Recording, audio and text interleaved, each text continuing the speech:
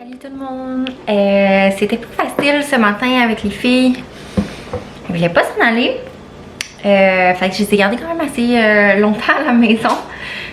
Donc là, il est quand même déjà rendu 11h15. Mais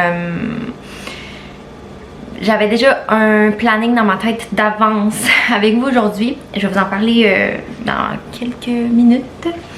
Mais pour commencer, je vais prendre le temps de comme arriver. Puis d'ouvrir mon chocolat. J'aurais aimé ça l'ouvrir en famille, mais mettons que ce matin c'était pas je sais pas, ça allait pas bien, c'était pas un beau matin, puis ben ça se peut, tu sais, ça arrive hein, aussi ici. Donc là, on est Vlogmas jour 5, puis bon, ça veut dire qu'il faut trouver les petits patins. Trouvons les petits patins. Ok, on commence par là. Non, ah, ça n'a pas été trop long, hein. Un jeu d'enfant. Ah, pétillant lait. Ça va être bon. Ça a tout à des petites pépites dedans, là. Fait que je vais le manger toute seule. Tranquille à la maison.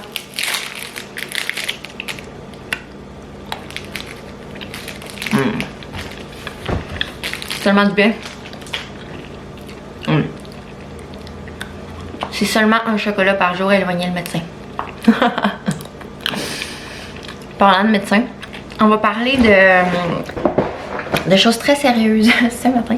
Je sais que le Vlogmas c'est censé être comme un calendrier de l'Avent, quelque chose qui est joyeux, qui nous fait penser à Noël. C'est ça, c'est un mois, un temps de l'année qui est festif. Puis je sais que la plupart des gens qui participent au Vlogmas vont faire plein d'activités, le fun et tout ça. Mais moi, ma condition cette année est particulière. Assez. Je pense que vous l'avez lu dans le titre de toute façon. J'ai déjà eu des commentaires par rapport à ça. Par rapport à mon Vlogmas au jour 1. Parce que c'est ça, le monde a vu que bon, bébé 3 pour 2021 et tout ça. Fait que je me suis dit que j'allais prendre le temps aujourd'hui d'expliquer en détail. J'avais tout vlogué en plus pour vous dès le jour où j'ai su que j'étais enceinte. Puis ben voilà. Fait qu'on va aller s'asseoir confortablement. Puis on va jaser, vous et moi, de ça. Donc là, confortablement, je disais qu'on allait s'asseoir confortablement, ouais. Je suis correcte, ça va. On dirait que je sais pas par où commencer. Ça va être, c'est un sujet qui est assez délicat puis difficile pour moi, mais tu sais, même si je vous dis que je fais le Vlogmas et que c'est tu sais, que j'aime vraiment que ce soit spontané et tout ça, on s'entend que oui, j'avais prévu quand même une liste de choses à faire durant mon mois. Je suis pas nécessairement par étapes, mais je savais qu'aujourd'hui précisément, vu que moi on est le premier, je savais que c'était aujourd'hui que je vous annonçais ma 3e grossesse. Le Vlogmas jour 5, c'était ça, mais c'est ça, on dirait que je sens quand même le besoin d'en parler. Fait que je vais vous laisser sur les petits extraits de ce début de grossesse-là que j'avais filmé justement pour le Vlogmas aujourd'hui pour vous. Donc, bonne écoute. Ok, je suis genre vraiment mal. Je vais faire un test. On va voir. Bon. Je pense que je suis pas enceinte. Voyons, est-ce que le cerveau est si fort que ça, genre d'imaginer qui est pas là? Je suis enceinte. Je suis enceinte. Mais non. Regardez. Oh mon Dieu, voilà.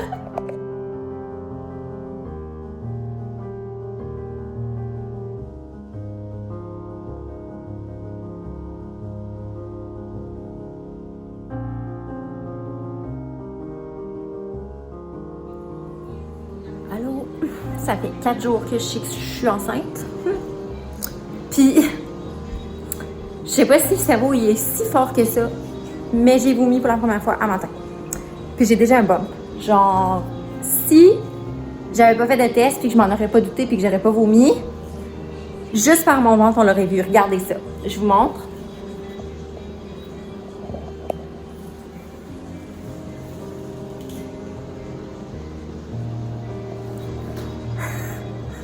OK. Peut-être que je suis plus avancée. On va le savoir mercredi. Dans le fond, j'ai mon premier rendez-vous mercredi. Puis là, ben, c'est sûr que je filme sur mon cell pour pas perdre ces vidéos-là parce que c'est ça, je tenais à partager ça avec vous du début. Du début complètement parce que en fait, j'aurais aimé ça vlogger dès le début quand je l'ai su, puis toute l'histoire et tout ça. Mais c'est sûr que pour des raisons personnelles encore aujourd'hui, que je vais probablement vous expliquer dans cette vidéo-ci, ben c'est sûr que j'avais pas envie que tout le monde le sache. Donc, c'est ça. Je m'en vais retourner à mes occupations de cuisage de saucisses. Ça me lève pas encore le cœur. Mais c'est ça, j'ai vomi mon café à la menthe un matin. Allô, on est le 3 novembre. Sérieux, un matin. Je me sens zen, mais j'ai passé une nuit de marde. Genre, Julia, elle s'est réveillée toute la nuit. Puis là, je me disais, aïe aïe, j'en veux-tu vraiment 3? Genre, là, je paniquais. Oh, ben non, Julia, je m'excuse, je sais que je parle de toi. À matin, j'ai pas vomi encore. Il est 8h33. Mais on dirait que c'est proche. Tu sais, ici, là. Ouais. Puis là, j'ai rendez-vous chez ma psychologue. Ça va vraiment me faire du bien, mais j'espère que je serai pas malade. Mais si y a de quoi, elle va comprendre. Là, elle vient de m'annoncer qu'elle est enceinte. Fait que. C'est ça. Puis là, cette nuit, Alex capotait aussi. Là, il disait, vois-tu pourquoi j'en veux pas 3? Oh. Genre, c'est ça. Voici le struggle dans lequel je suis. Genre. Ouais. Update. Ça fait 2 fois que je vlog aujourd'hui. On est encore le 3 novembre. Je suis allée me chercher les j'en ai pris 2. D'habitude, c'est genre, j'en prends 3, mais là, je pense que je vais être correct avec 2. Puis, c'est la première fois, là, mais à mes grossesses, d'habitude, je prends pas prénatal, pas en tout. Mais là, j'en ai trouvé en jujube, puis il goûte bon. Fait que si jamais, ceux-là, là, genre, je les aime. Fait que, faut juste que t'en prennes 3 par jour, au lieu d'un. Fait que, c'est ça. Fait qu'on est le 4 novembre. C'est mon premier rendez-vous avec la médecin. C'est mon suivi de grossesse. C'est mon premier. Je suis comme toute stressée. Elle va sûrement me donner mon écho de datation parce que moi, j'ai jamais été régulière. Jamais. Fait que chaque fois, j'en ai une quand même de bonne heure. Donc, voilà. Bonne fête, Léna. On est le 5 novembre. Bonne fête de Léna. Je viens de vomir ma vie dans la toilette. Je file tellement pas, là, depuis quelques jours. En plus, c'est une fille qui s'est fait un compte Instagram pour annoncer ma grossesse à ma place. Parce que j'en avais parlé sur Socialement. Puis elle me traite de tous les noms possibles, mais on se les en pensait pas. Je sais pas qui. Genre, j'ai pas besoin de stress en ce moment, il me semble. En tout cas. Ok, je suis prête à l'annoncer, je vais le faire. C'est à moi de le faire, il me semble. Mon bébé est là. Ici, c'est la petite crotte. Toute petite. 7,3 semaines. Ouais. Ok, ça c'était mon petit bébé qui était dans mon ventre. Puis oui, je parle au passé. Il y a déjà beaucoup de monde qui savent parce que c'est sûr qu'ils me suivent sur les réseaux sociaux. Puis j'en ai parlé. Je pense que j'ai pas ressenti immédiatement le besoin d'en parler, mais j'avais l'impression que j'avais pas trop le choix parce que en fait, j'ai une application que j'utilise, puis c'est comme un peu, tu sais, les groupes de mamans sur Facebook, mais t'as ton nom, puis le monde savent t'es qui, puis il y a comme vraiment pas de jugement. C'est vraiment, je trouve, une belle application pour tu sais, avoir des conseils, puis de surtout ne pas être jugé jamais. Fait que j'ai tout le temps, ça fait une couple, plus qu'1 an que je suis là-dessus, puis je me suis fait des amis là-dessus, puis tout ça. Fait que c'est sûr que c'est un endroit où je me retrouvais qui était plus intime que ma plateforme ici, ou Instagram, ou ben Facebook. Tu sais, c'est des choses que des fois t'as pas envie nécessairement de parler devant plein de monde que tu connais. C'est plus avoir des avis qui sont plus neutres quand tu demandes des conseils. C'est vraiment des mamans, puis il y a tellement de belles personnes sur cette application-là que, ben moi, ça me faisait du bien de partager via cette application-là parce que j'avais pas genre, c'était pas « Ah, c'est Mélina Côté », tu sais, de Instagram. La plupart des gens ne me connaissaient pas.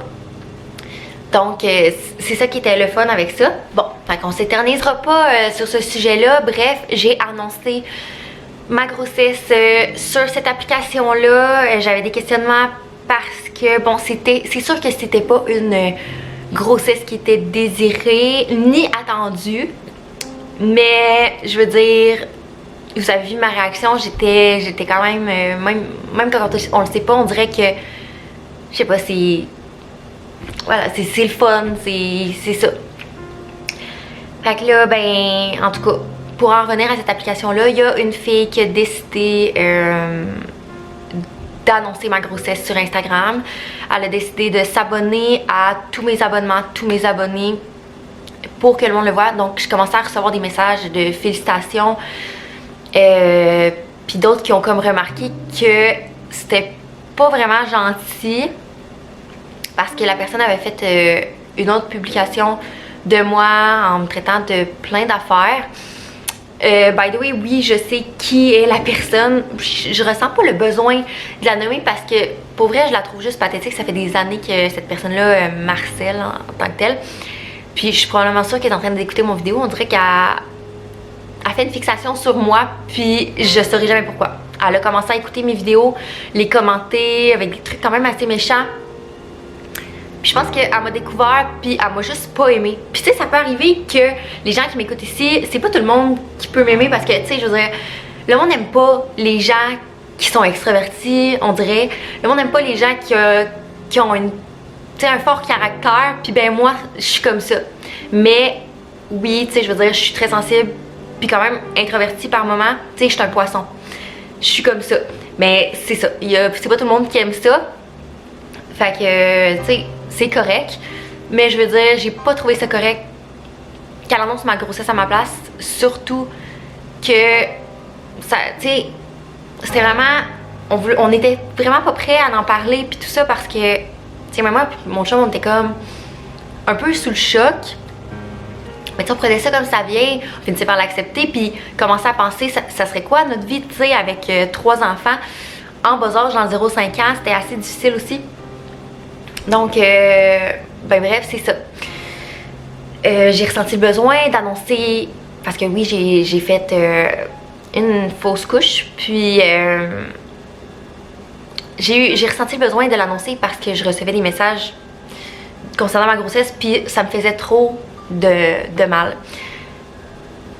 Ouais, ça m'a fait vraiment, je sais pas, ça me faisait du mal de juste me faire demander puis comment ça va ta grossesse, tout ça, puis de répondre comme si de rien n'était. Je pouvais juste plus. Fait que j'ai décidé d'en parler. Puis, tu sais, c'est vraiment tabou parler de fausse couche, avortement, tout ce qui est grossesse interrompue, la perte d'un enfant, peu importe, parce que les gens, ils voient, ils offrent beaucoup de soutien dès le départ. Mais je veux dire, tant que tu l'as pas vécu, tu le sais pas vraiment. Tu sais, moi, je veux dire, je pense à moi avant, j'en ai des amis qui en ont fait des fausses couches, j'ai des amis qui se sont fait avorter, peu importe. Puis je ressentais pas, genre, j'étais comme, ben tu sais, t'avais pas beaucoup de temps de fête, mais j'ai compris que dans le fond, ce qui nous faisait de la peine, c'est que oui, tu visualises un peu ta vie, puis tu fais des projets en conséquence de cet enfant-là. Puis c'est comme des espoirs qui sont étouffés. C'est ça qui fait du mal en tant que tel, c'est vraiment ça. Fait que j'ai ressenti, je veux dire, je pensais pas que ça faisait aussi mal que ça. J'ai vraiment pleuré puis tout ça. En plus de toutes les complications, je veux dire, c'est même pas terminé, là, je vous en parle aujourd'hui. Mais vendredi qui s'en vient, c'est ça, j'ai une autre écho de contrôle. Il y a rien qui est terminé puis je l'ai pas eu facile. Tu sais, il y en a, je veux dire que non, c'est pas facile une fausse couche. Mais il y en a qui je veux dire, ils perdent leur bébé puis ça se fait comme naturellement. Mais moi, j'ai juste commencé, dans le fond, c'était, je pense, le 20 novembre. J'ai commencé à avoir mal au ventre, puis quelques heures après, je me suis mis à saigner, puis tout ça. Puis j'ai pas voulu faire de curetage. Donc, j'ai utilisé la manière forte. J'ai demandé à prendre la médication. Je sais qu'il y a plusieurs femmes qui vivent cette prise de médication-là différemment. Il y en a que c'est un intra, il y en a que c'est dans la bouche, puis tout ça. Moi, dans le fond, ils m'ont donné, c'est du misoprostol, je pense que ça s'appelle. Puis, ça aide, dans le fond, à expulser tout le contenu utérin. Donc, c'est ça. Fait que tu prends ça. Moi, c'était 4 pilules à l'intérieur de la bouche, entre la joue et la gencive, pendant 30 minutes. Après ça, tu avales les fragments restants, dans le fond. Puis, je vais vous dire, ça a vraiment pas été long. 15 minutes après, j'ai vomi. J'étais pas sûre que ça allait fonctionner. Puis, peut-être que ça a pas fonctionné au final. Parce que je me suis mis, oui, à saigner beaucoup, mais les contractions que j'ai eues, c'était vraiment pire qu'un accouchement. Pour de vrai, là, j'ai accouché 2 fois. Puis, jamais que ça a fait aussi mal. J'avais l'impression, mais c'est ça, dans le fond. Ils donnent aussi du misoprostol aux femmes qui sont supposées accoucher, mais que ça sort pas, mettons. Fait que dans le fond, c'est vraiment un accouchement qui est provoqué. Puis, présentement, c'est sûr que j'ai été plusieurs jours à avoir continuellement des contractions, ce qui était pas normal. C'était pas normal non plus. J'avais tellement de maux de tête, les caillots qui en finissaient plus du tout. C'était vraiment intense. Donc, quelques jours après, j'ai décidé d'appeler le 811. Elle m'a dit, Crime, t'aurais dû appeler avant. Tu sais, non, c'était pas normal. Donc, il a fallu que j'aille voir un médecin d'urgence le lendemain.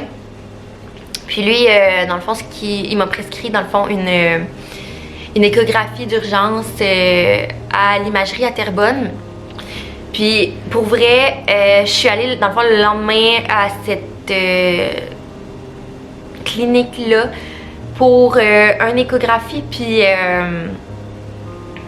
pour vrai, j'ai été tellement déçue du service que j'ai reçu, là.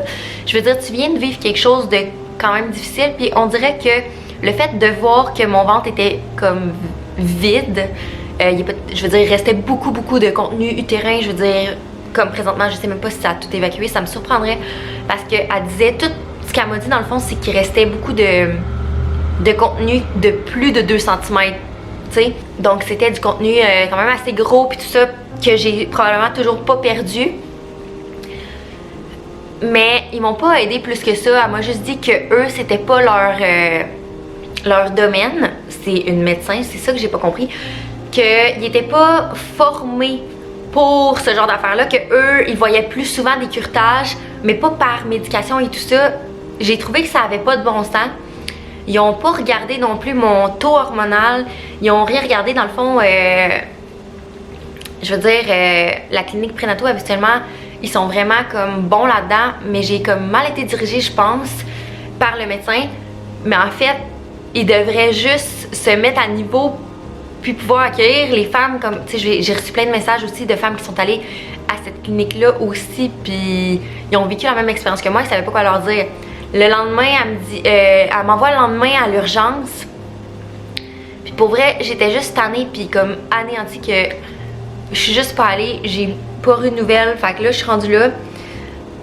Je sais juste que vendredi, j'ai eu une autre écho. Puis c'est ça. Ça me tente comme pas d'avoir un curetage. Je voulais que le tout se fasse vraiment naturellement, le plus naturellement possible. Je sais pas, je voulais ressentir cette douleur-là, je pense. Puis, ben c'est ça. Fait que là, c'est là qu'on est rendu.